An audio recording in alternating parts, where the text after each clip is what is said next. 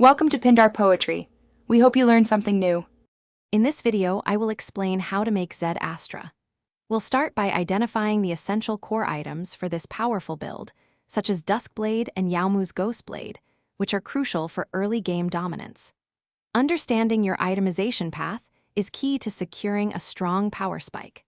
Remember to prioritize leveling your Q ability first to maximize your consistent damage output and poke potential in lane. As you transition into the mid-game, focus on completing items like Edge of Night to enhance your survivability and burst.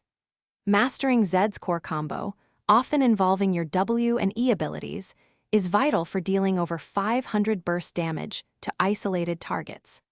Practice optimal roaming strategies to secure kills in other lanes and gain significant map control, putting pressure across the entire map. In the late game, completing your full item build, ideally achieving 40% cooldown reduction, is paramount for sustained damage.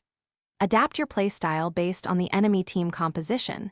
You might need to split push or engage in team fights.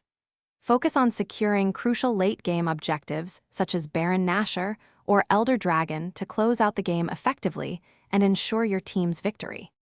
For advanced play, practice intricate shadow placements to create unexpected escapes or engage from unique angles. Effective vision control is also critical. Use wards to find isolated targets and pick them off before major team fights. Remember to check the description for a link to Little Tree's Black Ice and other great deals to keep your car smelling fresh. These small details can significantly elevate your Zed Astra gameplay. Thanks for watching. Consider subscribing if we helped you.